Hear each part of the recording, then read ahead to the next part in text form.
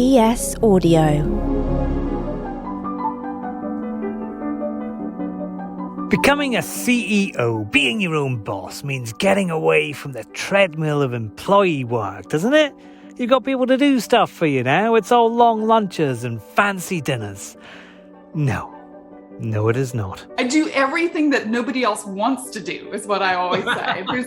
It's like a circle, full circle. You start as like the junior person, you do everything no one else wants to do, and then you become supposedly the chief neighbor, and you still do everything that no one else wants to do. Sarah Friar is the CEO of Nextdoor, the community platform that connects neighborhoods. You can talk about local events, find lost cats, market your own business. We would call ourselves a community platform. And I think the difference for us is that online to offline connection. So if you join a hiking group on Nextdoor, you do it because you expect to hike with these people, versus if I do that on other social networks, I might share, the boots I wear, how I exercise, what I eat, and so on, but I would have no expectation of in real life. And I think that's a really big differentiator that makes us community-based. I'm David Marsden from the Evening Standard, and one of the things I find so fascinating behind the interviews we do for How to Be a CEO is how they got to be a CEO. The stories can be really interesting, and Sarah Friar is no exception. So when I spoke to her over Zoom at her home in California,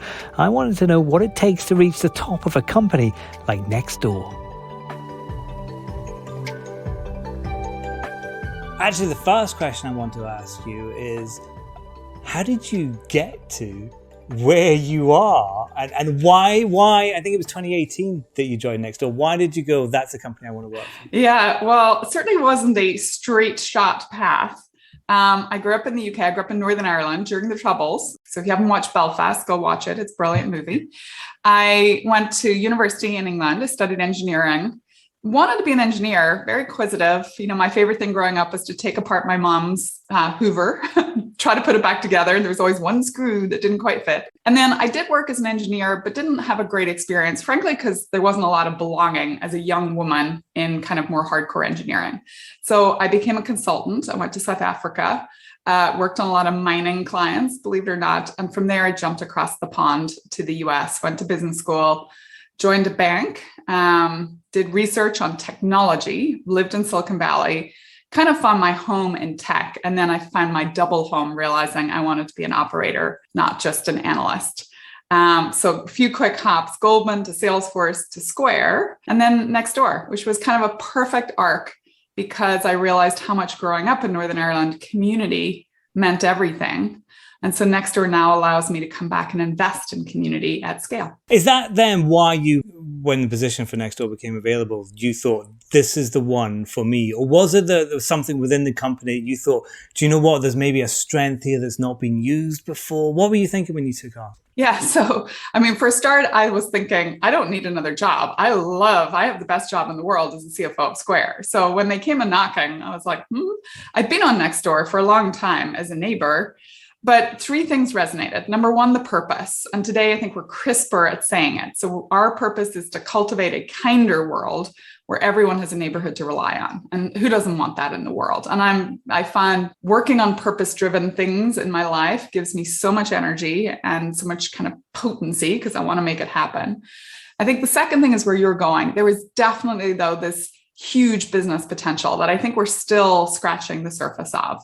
So we know that 70% of all the spend you'll do in your life will happen within about 10, 15 miles of your home. Now it's a little biased by the fact you buy your home, but you'll buy a car, and then all your food shopping, and then think about all the services you do around your house. So it's a massive commerce opportunity.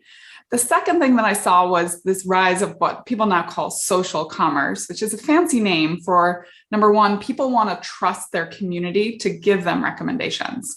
So I always say as a mom, I really just want to know what Kathy down the street is doing because she's my oracle. If I need whatever, a babysitter, or I need a guy to fix the air conditioner, she always had the person. And that's kind of Nextdoor on steroids, effectively word of mouth on steroids. That's what social commerce is. And I felt we could do it globally.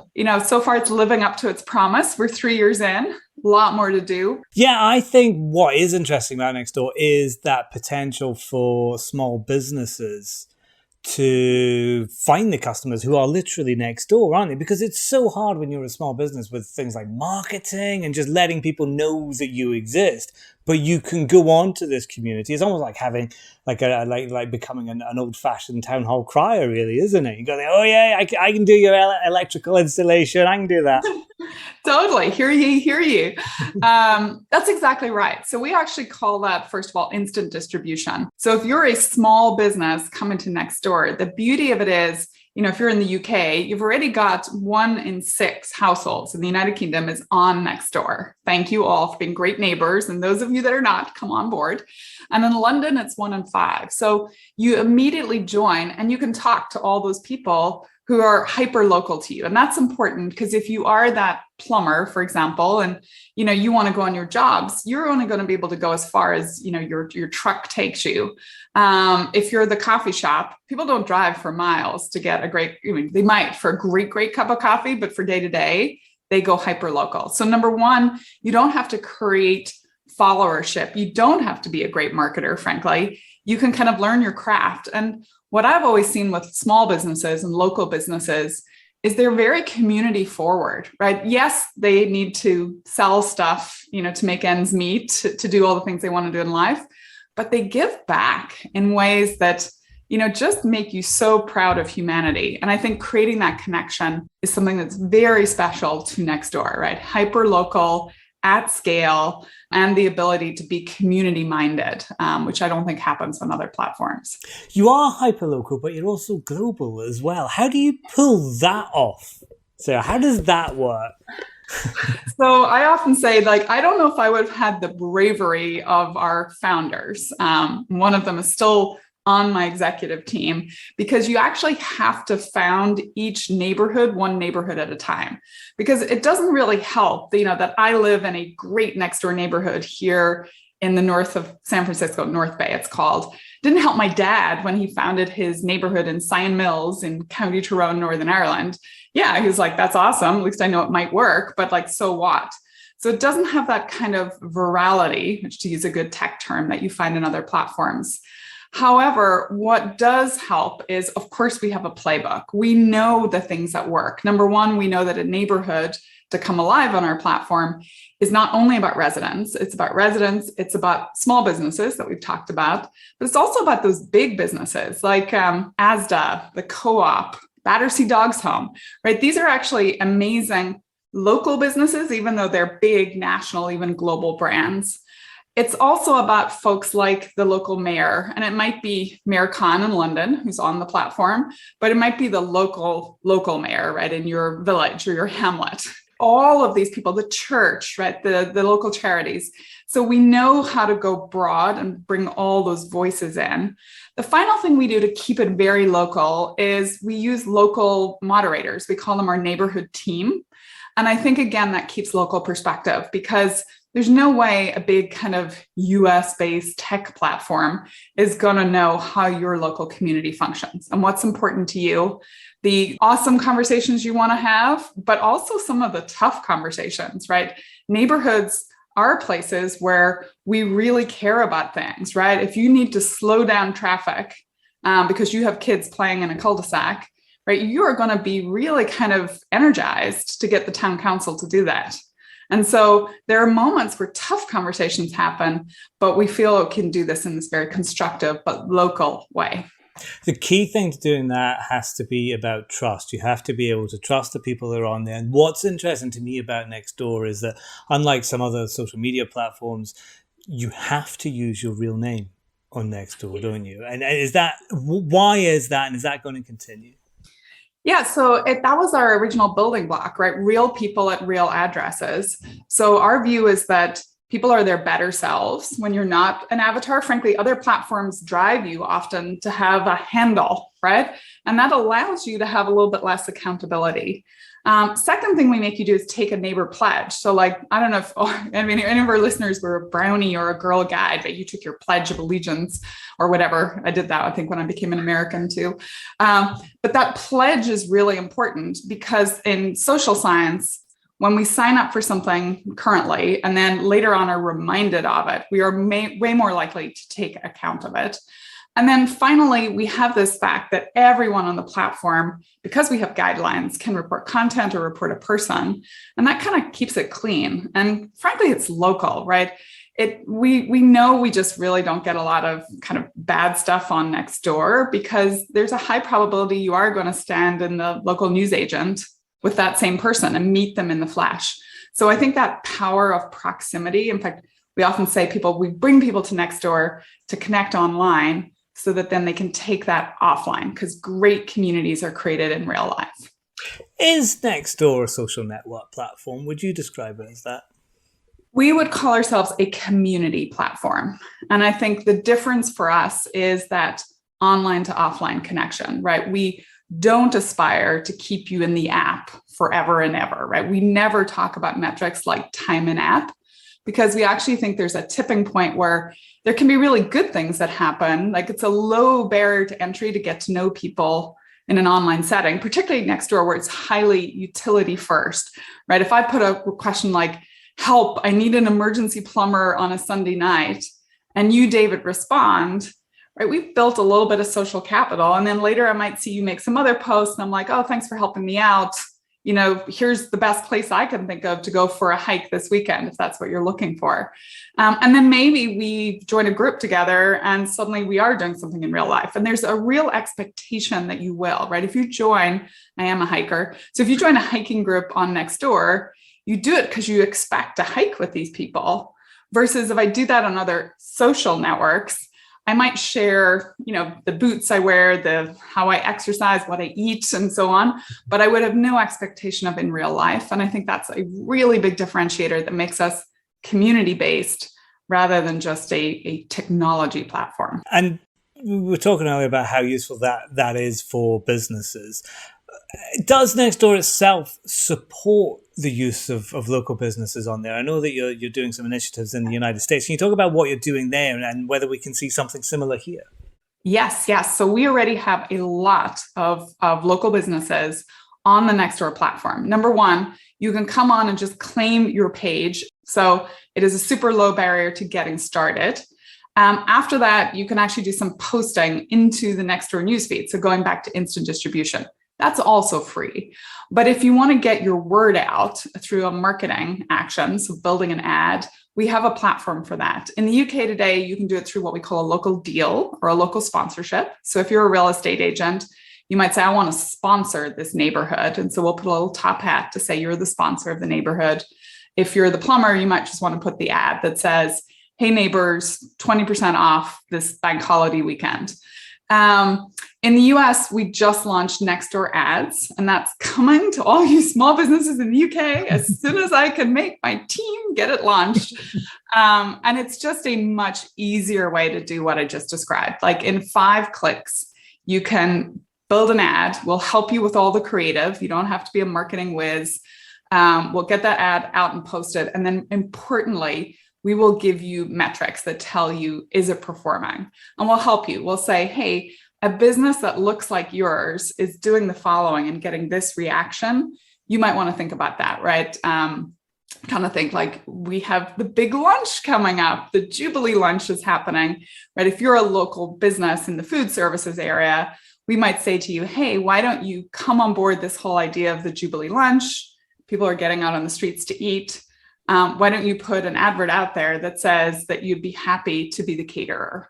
And we can say, this caterer is doing this. Here's an idea for you. But I guess as a user, how do you find that balance between ensuring the companies can get their presence up there, but still retain that community aspect of Nextdoor? So it's not just a flood of adverts. It's what I came on here for originally, which was, something's going on down the corner or there's a cat missing, but also make sure that if I need a plumber, oh, look, there's one there. Yeah, that balance between utility and community is kind of a continuous work in progress for us, because we don't want it to feel like you're in the kind of classified section of the newspaper, right? You're like, no. I wanted to actually read the front page and find out what was happening. So a lot of what we do is about how we personalize the newsfeed for you based on somewhat what you've told us your preferences are. So when you join, you tell us at onboarding what your interests are, but then also what we see behaviorally, but we also want that serendipity to stay too. So we're very mindful of how the feed loads and how much commercial ad load there is in there. I think the second thing that we have rolled out is connections. And connections is a way, first of all, for you to connect to other people. So it's the first time you can send us a signal that says, hey, I know David.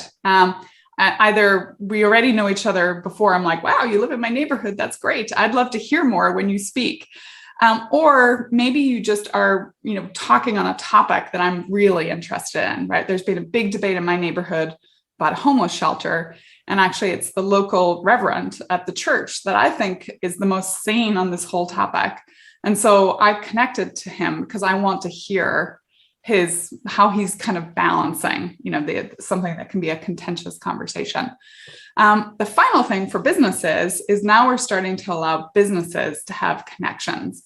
And so what that will give businesses is when they do speak into the newsfeed, if I can kind of make it sound that way, that their message is going to the people that really care for that message. And if you're someone that's like, actually, I am not interested in the people talking about dog walking because I don't even have a dog, we can be really smart about saying, okay, well, that's not relevant to David, so let's not even serve that up to David. Oh, it would be relevant to me. I need to take the dog out very soon, actually. I'll take the dog out right now, actually. So while I do that, let's have an ad break. And please do rate, review, and subscribe to the show. It makes a massive difference towards growing our audience. And you don't want to keep all these secrets to yourself, do you? It wouldn't be very neighborly.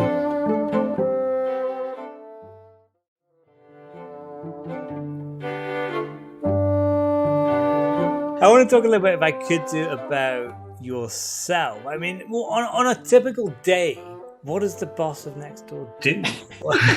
I do everything that nobody else wants to do, is what I always say.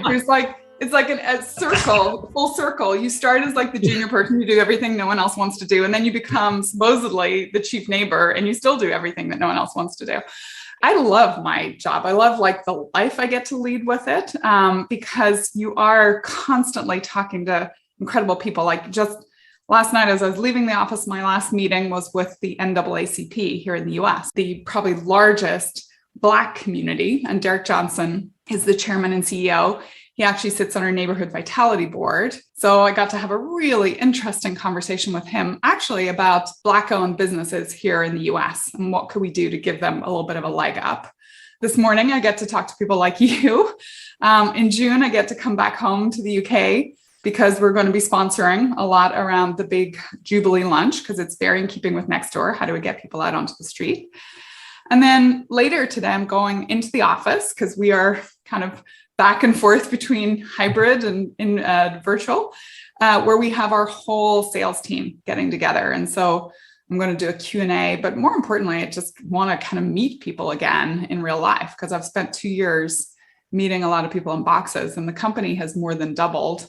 And so it's like people are like, wow, I didn't realize you were that tall or whatever reaction I'm having. We have like one engineer who, I'm not kidding you, is I think 7'1". And when I met him, I talked to him, sitting in a box, but I'm like, wow, you are huge. You need a Nextdoor basketball team now. Seriously.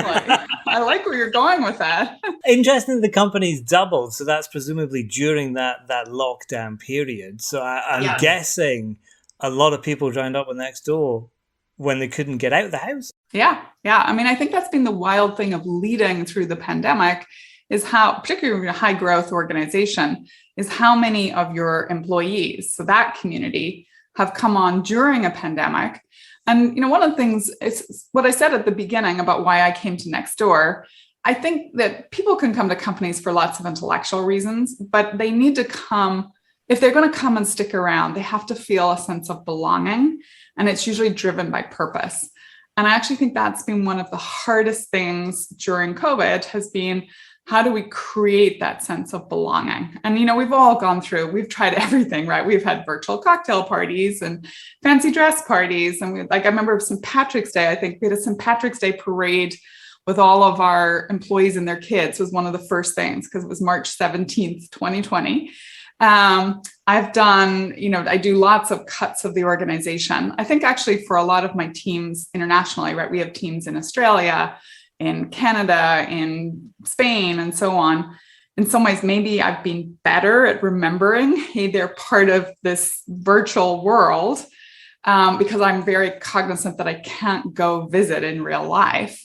But I think that it's actually in some ways the HQ folks that you've taken a little bit more for granted because you always just bumped into them in the lift, that now you are very mindful of like, how do I create belonging and community for them? Yeah, the return to the office for me, the most interesting thing about that was I realized that I can do in 30 seconds with a quick conversation with someone in a corridor, just passing them, what would have taken me 20 minutes to set up across a Zoom period. Have you found that as well? Oh, yes, all over and over. On the other hand, there's a lot of efficiency that comes with virtual. So I don't think it's either or. I think what we're actually calling it is work the future.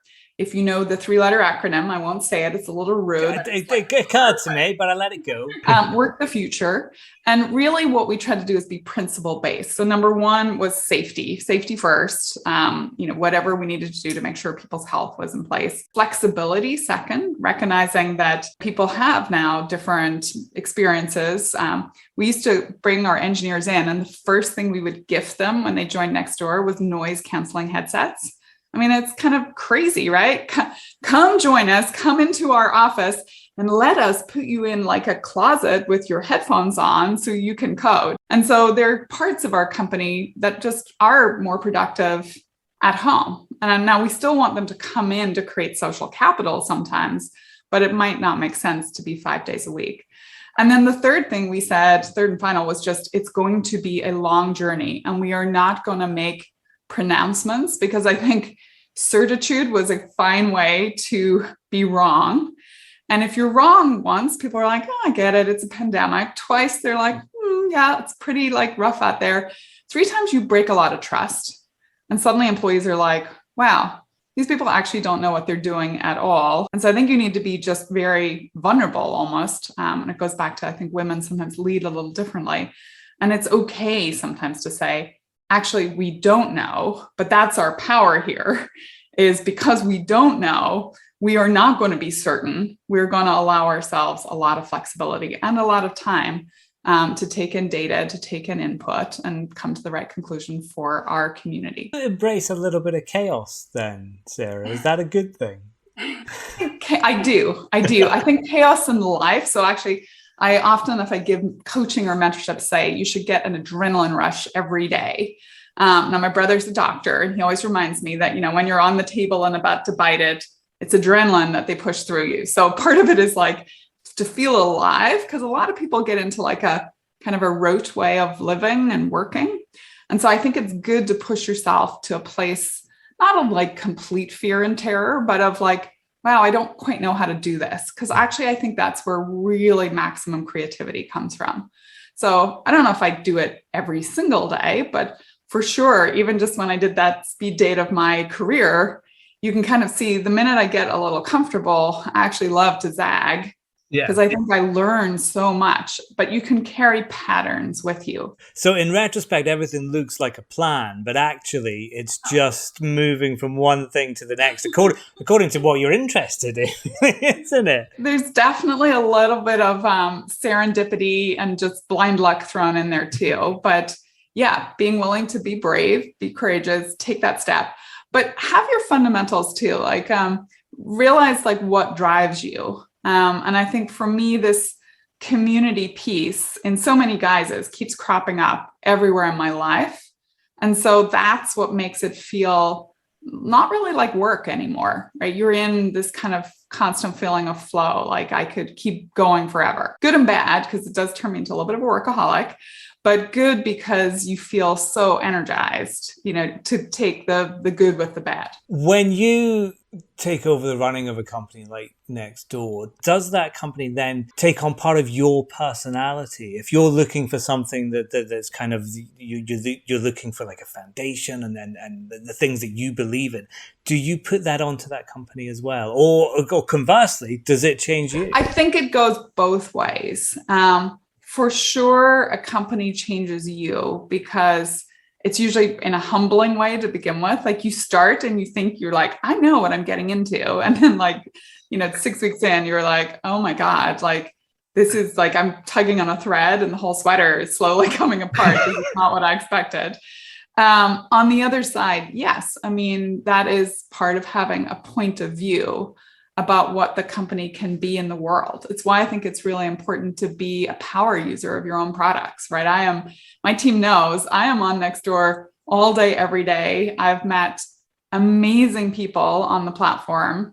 And as I go around the world, the ability to meet amazing neighbors just always stands out. And it's like my favorite thing to do. The UK is full of them. The people that did things during the pandemic, right? The people who created meals for elderly neighbors. There's this wonderful story of Jan in Nuneaton. And so she gets employed to iron this older man's clothes. And she realizes over the course of ironing for him for many months that actually it's not the ironing. He really does not need that much ironing. His wife had passed away and he was so lonely. And her showing up once a week to iron and chat, have a cup of tea with him. He later told us, because actually he nominated her to be kind of our one of our amazing neighbors when we do neighbor awards. He said, she saved my life because I was actually thinking about, dark thoughts, like suicidal thoughts, and just having that once a week. And now they have a whole group and yada, yada, yada. But, you really realize you can change people one person at a time. And, that is an amazing thing to get to put your fingers into the pie of.